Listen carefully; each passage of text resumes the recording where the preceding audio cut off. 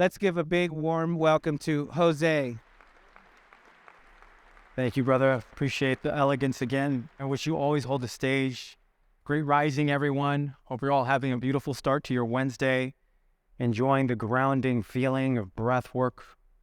My name is Jose Rodriguez. I'm the director here at Giving Business Soul, and over the next 20 minutes, I have the honor of really conceptualizing this idea of flow states for you. How many of you, was this the first time that you experienced breath work? Okay, so a decent amount of you. And so, yeah, it's an honor to be introducing you into this subject. What I'm going to be sharing with you are going to be some key concepts, some frameworks for you to understand this work that we're accomplishing inside of consciousness. Because oftentimes it can get really noisy when we're doing our spiritual development, and we want to get really, really clear with you, like what is signal inside of all the noise? How do you understand what's happening inside of breath work so that you can hit these states on a regular basis? And so I'm going to go ahead and just dive right in. Our first framework, this is called the map of consciousness. The map of consciousness is a framework that we come back to time and time again at Giving Business Soul. The reason why is because it gives you a really simple way to understand what is happening in consciousness. And so I'm going to break it down for you in simple terms. Essentially, what you can understand, well, I'll start off by saying that this was developed by Dr. David Hawkins. He's a world-renowned scientist, just a real giant inside of consciousness. And the research that he's done has really done us a great service. And on the right-hand side, what you're looking at is a spectrum of human emotion, right? You can break the spectrum into two parts. The lower half being states, what's known as the struggle states of consciousness. You have emotions such as pride, anger, fear, right? These are very constricted states of awareness. If you notice the cone in the middle, right, at the very bottom, it's a really constricted state of consciousness where all you can see is the problem, right? And when you're in these struggle states, which the majority of our humanity is, right, this is where we get so honed in. When you're angry, when you're in fear, all you can see is the problem. You don't see another perspective, right? And so in the map of consciousness, what you see on the top rung, you have emotions such as willingness, acceptance, joy, love.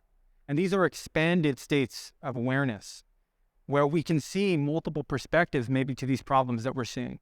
Right now, we're going through a huge problem on a collective scale, right? And we can see it and relate to it from a place of fear, but from an expanded state of consciousness, we can actually see it as an opportunity, right? Something that is looking to challenge our leadership, calling us to action to grow and expand our leadership. And so when we look at these struggle states, right, the brainwave that you see here, the beta brainwave has a lot to do with it. This is what it looks like inside your body. This is the brainwave that's active. You're struggling. You're feeling the heat of the moment. And in many ways, it can be very overwhelming. You know, when somebody's angry, it just ruins your entire day. You're maybe having a great morning, but then boom, something triggers you and you're just in this struggle state. All right. And so what we're talking about here today is how to get into these flow states. So the top half of the map of consciousness, right? These are the flow states. This is what we just experienced inside of breath work to expand our state of awareness and to move into a theta brainwave. When we're in a theta brainwave, we feel much more grounded in our bodies. We're not so much in our minds anymore. We're grounding into the pure intelligence of the physical body. Our breath, you know, our respiratory rate kind of slows down. We breathe more fully. Our ability to really handle challenge increases, right? Because we're more open to see multiple perspectives.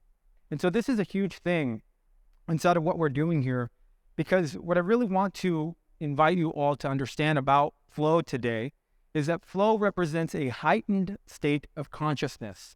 It is you at your highest expression, unimpeded by the lower emotions, right? After that breathwork practice, you feel peace. You feel grounded. You feel that self-assurance. Those are emotions that, you know, oftentimes can be fleeting. But what I hope you're being reminded about at today's flow workshop is that these emotions are accessible to you. They're already there. You just needed a little bit of spaciousness away from them. After 4 rounds of breath, right, you're feeling this inner peace, and it's something that we can all have access to. And this is another key thing, right? Equal opportunities in consciousness, right? When you see myself, Francisco, Annabelle here on stage, it's easy to put us on a pedestal, but the truth is that we're all equal to this task in consciousness, right? I want that to be very, very clear. we all have the ability to hit these states and touch them. And so what I'd like to do is go to the next slide here. Perfect. Is to talk to you about now a framework on how to get yourself into these flow states on a regular basis. Because the truth is, in the times that we're living, leadership needs to evolve. The way that we've been leading up until this point, the old paradigm of struggle and just like sheer willpower, brute force, it's only going to get us so far at this point. Things are getting really, really intense, and you're going to need to know how to get into these flow states in order to really level up. Because there's individuals in the world that are beginning to understand and conceptualize these understandings of flow states and embracing it in the way that they lead. And it absolutely changes the game. So to introduce you into the flow states, right, I want to share with you some flow triggers, right? These are the activities that you can implement into your daily life to make this exquisite feeling of flow a regular experience. And the first on the list there is getting into the deep now. The deep now, it's a common characteristic of any flow state is getting hyper present in the moment. It's not about being in the past or the future or bringing anything. You want to get right here, right now, right? So that starts with intention, like we started today, right? I love that that's been a theme through everybody speaking this morning, right? It's like your intention to be here right now is what's moving you into a flow state, right? Your intention when you sit down at your desk, are you multitasking? Are you trying to take too many things at once? That's going to break your flow, right? So getting into the deep now is a huge thing. It's super simple too. You just got to put the phone away for about 20 minutes, right? And so when we get into this deep now, you have to understand that you have to hit these flow states, you have to be engaging activities that challenge you. It's like getting up here on stage, right? It's like uncomfortable, but it's just challenging enough for me to get me into one of these flow states, right? The body needs to feel like, if you want to produce these endorphins, these feel-good hormones, the body needs to feel like, okay, there's a challenge. I need to show up, right? It's not going to be in your comfort zone that you're going to really experience these flow states. So you have to, the science is actually, it has to be 4% challenging, right? So you have to push the needle on a consistent basis. The next thing is we obviously all did the breathwork practice. This is a very easy, sustainable way to get yourself into these heightened states. You know, Mauricio brought up the psychedelics during the shares, right? Those are not sustainable ways to touch these states. That's just the truth, right? But something as simple as your breath, something that we're doing right now in this moment, can help us and support us in activating these states. This is why it's so important to really master the basics. Something as simple as your breath can change everything, right? Then we have the cold exposure, the ice baths. We're huge fans of it. Been doing the cold showers all leading up until this event, right? Just to shake the stress off. And when you can learn to really, again, move yourself into those challenging states on purpose, I promise you that when the stress comes in your daily life, in your business, when you're handling people, it's not going to hit as hard because you've already been managing the stress in your cold shower, in your daily habits. So your ability to emotionally regulate is a huge thing inside of flow states. Physical exercise, creative activities, social activities, right? We're at this flow workshop event. We have a beautiful community of like-minded professionals coming together. You can already feel the flow state here. This is called a state of communitas. When you can be immersed in these flow states and just open and interacting, it's a really fun and enjoyable state. And so what I'd like to get into now is what breaks your flow state. What is keeping you or impeding your ability to hit these states on a regular basis? And yeah, some of the things that you're going to understand about this is that a lot of these have to do with your inner environment, just the way that you're kind of navigating. And I'll get to a bigger point on that in a second, right? So something that breaks your flow is multitasking, trying to take on too many things at once. And when your mind is scattered, you're not focusing on any one thing, trying to chase two rabbits at once. You know, I know Annabelle would probably say different, that, you know, women can multitask a little bit better. And when you try and take too many things on at once, you're impeding your ability to get into these flow states. This is why, again, the intentionality is so huge. The next one is distractions. So the distractions are huge, right? I mean, we have the biggest distraction machine in our cell phone. Every time we're addicted to checking our email, just pulling us out of the present moment, right? All the advertising, the way that they engineered our social media platforms, it's all to take our attention, right? To distract us. Even some of the activities that we take on, look, I'm gonna be honest. I've had to kind of go through this realization myself, but I feel like I'm here to accomplish some big things with Giving Business Soul and the work I'm doing. And one of the biggest distractions for me at the time, and this is something I've had to learn, was alcohol, right? My alcohol consumption was a massive distraction to my higher purpose, right? And so I've had to learn over the years to like really minimize and get a hold of that, so doesn't have power over me, but I know how to elegantly relate to alcohol in a way that is conducive to me, that allows me to show up in high performance, right? Because one of the ones on the list here is fatigue and exhaustion. When you're tired, you cannot produce the neurochemicals necessary to hit these flow states. And so that's where learning how to not have those hangovers the next day, that's mastery. That's mastery. Like, just have just enough, but let the moment intoxicate you, right? Let these endorphins that your body's producing really intoxicate you and make you feel amazing. And I really believe it. It's like most people have no idea how good you can feel inside the human body. It is really a treasure. And so hopefully you're getting introduced to that today, right? But I want to get back to this point on exhaustion and fatigue. Getting great sleep. We all need to be optimizing for great sleep. Anybody who's challenged with mental health, just get good sleep. I promise you. And you can just get into your circadian rhythm. This is going to change everything. Your ability to hit these flow states on a consistent basis goes up because your body has recovered to be able to produce these neurochemicals over and over and over again. And I tell you, nothing feels better than waking up with like a 95 sleep score from these Oura rings. So then we have the inner talk. We have living in the past or future, all the worry. I feel like even prepping for this presentation, I was like, oh, what am I going to say? How am I going to say this? How am I going to do that? It's really easy to get caught up trying to put yourself somewhere other than where you are right now. The truth is stop trying to be somewhere else. You need to be right here, right now. And when you're in the present moment, what you realize is that your body has all the strength and intelligence needed to hold it, right? If when you're caught in the past or the future, it's just really taking you out of the deep now. You're leaking your energy. Same thing with the inner talk. You're leaking your energy to these beliefs that you've taken on through your life that are really weighing you down. And so this takes me to the last point on these flow breakers, which is about unresolved emotions and beliefs. Unresolved emotions and beliefs. So the truth is that as we walk through our path in our human journey, and I know this for myself, right? We collected debris, emotional traumas, emotional beliefs about who we are, what we're capable of. And those beliefs are literally dragging us down because what's amazing is that we can pull these flow triggers, right? We can hit these flow states, which is amazing. I want you all to know that you can hit these states on a regular basis. But one of the dilemmas is that you're always going to move, at the end of the day, you're always going to move right back down to your default experience, which, like we mentioned at the beginning, the majority of people, that's struggle, right? Back into those emotions of fear, of anger or pride, or maybe you're in a flow state, but because you haven't resolved those emotions, somebody can trigger you and pull you right out of that, right? And so this is a way in which we're kind of losing power. We're giving our power away, right? And so one of the things I want to mention here is that when we go too long with these unresolved emotions, right? And, there's even ways in which, no, I'll keep it right here.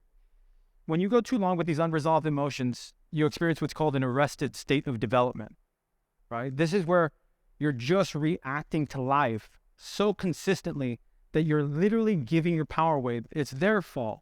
Why did this have to happen, right? You're literally giving all that power away, and it's arresting your development. It's keeping you from your highest expression.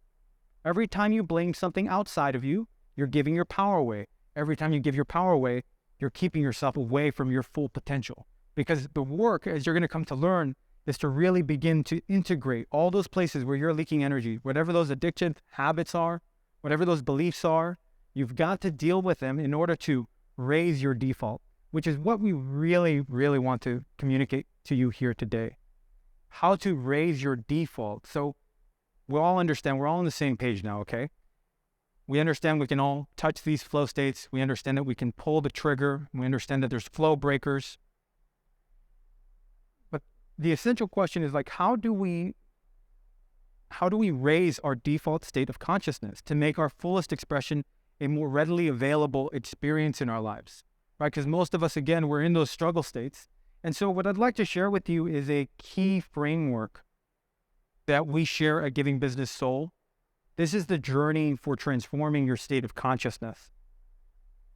All right. And it's really, really simple, but man, does it drive a hard bargain to go through this process. Right. And so the first is the wake up, right?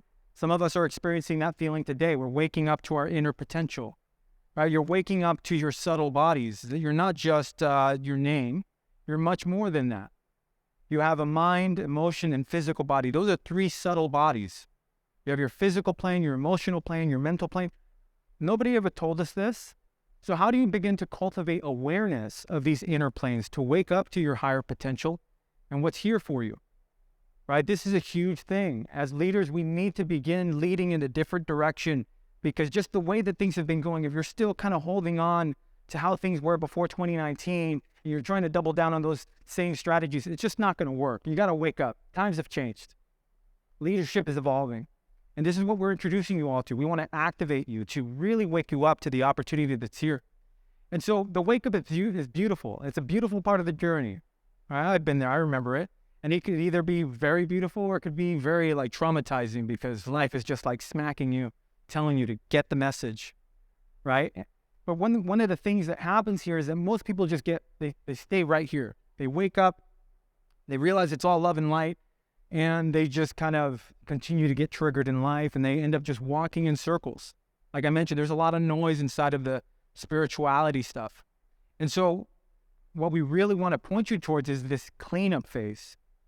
The cleanup phase. This is the most important aspect about the work in consciousness, which is to begin cleaning up your inner environment, to really begin to know thyself, right? To know thyself is to know your story so well that you know exactly why you get triggered. You know exactly why you are the way you are, right? And by learning to observe those unresolved emotions, to really finding those places inside of you where that alter ego, that angry version of you comes from, you can begin to process those emotions. You can begin to process and release those false beliefs that you've taken on that, again, are weighing and impeding your consciousness, right? And this is such an important part of this journey, is to really do the inner work, to go deep into this work. And why would we do this? Why would we do the cleanup? Well, that's where the grow up comes in. The grow up phase is an understanding, an integral theory. This is a work by Ken Wilber. He tells us it actually represents these color spectrums on this map represent different tiers in consciousness that are available to us, right? And to kind of give it to you in an elementary way, because it is a whole science, right? You have the egocentric, right? When we're still caught in our own emotions, in our own self-obsession, our worldview is egocentric, meaning all we care about is, how am I going to survive? It's all about me, me, me, me, me. How can this person serve me? If that person doesn't serve me, then I don't want them in my life, right? Because we need to make our ends meet, and we disregard the needs of others in that process. And we have people, right, and especially as leaders and business owners, we have individuals who have reached tremendous amounts of success, but that survival tendency, that egocentric worldview, is still a part of how they operate, right? It's again, that's the arrested development. As you begin to grow and evolve, maybe when you had your first, when you start to grow a family and you have children, and this is what kind of begins to move you naturally into ethnocentric. Ethnocentric is as you begin to take others into consideration. When you have a child, you realize, oh my God, I'm responsible for another human being, right? That naturally begins to open your consciousness to realize that there's more than just you going on, right? And as leaders in the world of our family, of our organizations, our team members, right? It's important that we begin to expand our state of consciousness to understand, how are we affecting the lives of others, right? So we have the ethnocentric, and it goes all the way up to world-centric, right? Because ethnocentric can go all the way up to our nation, United States, very prideful. We can be very prideful, right? And world-centric, though, starts to move past those boundaries and then begins to understand that we're one global consciousness. We're all just trying to figure this out together. And we're all going through the exact same thing. We're all kind of struggling and suffering in our own way. So as you begin to Again, through your cleanup process, you'll develop compassion for yourself. And in developing compassion for yourself, you begin to understand a little bit more of like the human condition and what we're going through. And this world-centric, right? It goes all the way to cosmic-centric, where you begin to understand that the universe, the planets are wrapped up in this whole story with us. It's a grand story. There's a great mystery playing out here. And this is where the call is to wake up. Wake up. There's a great mystery happening inside of your body right now in this moment. Right? And so many of us are caught in these beliefs that we've taken on. Right? It's like it's just a limiting belief in the system, the world that we live in has conditioned us to continue to like believe that story. But the truth is that there's a mechanism to get out of this. And this is this journey to take this seriously, to wake up, clean up, and grow up. Which takes us to our last phase, the show up. The show up phase. So many people like to bypass. There's something called spiritual bypass, where people just wake up and then they start showing up and they start pretending like they know everything that they need to know. And, you know, they jump, especially these days in social media, it's really easy to convince others that you know what you're talking about. But there's a lot of leaders out there who haven't done the cleanup. And so in many ways, they're kind of leading people in the wrong direction, right? So the show up is about what occurs after our spiritual labor. Right? Like we've done this inner work, we're growing up, we're taking responsibility over ourselves, and we see the mess that we've been creating, and we want to do something different. The truth is that our voice is needed. As leaders, our voice is needed. Right? Our leadership has to evolve. Enlightenment, I read this in a book called Transcendent CEO. Enlightenment is absolutely essential for leadership at this point. With the way that things are going, you're going to need these flow states. You're going to need to understand that you're a multifaceted being. How do you get to know yourself at a deeper level so you can really begin to show up for others in a powerful way? And again, I just want to emphasize this, that all this work in consciousness to hit these flow states, to raise our default line, it does drive a hard bargain. You're going to have to go through some discomfort, because to know yourself, you're going to have to get to know those parts of you that maybe you've disowned. Maybe you haven't been wanting to look there, right? But as we begin to do this work, your strength and capacity to show up for the whole begins to increase. But before we even get to the whole, show up for yourself. Show up for yourself. Stop making all these excuses that are keeping you from your highest expression, because we need you, right? We can't change the world on our own. We need everybody to participate.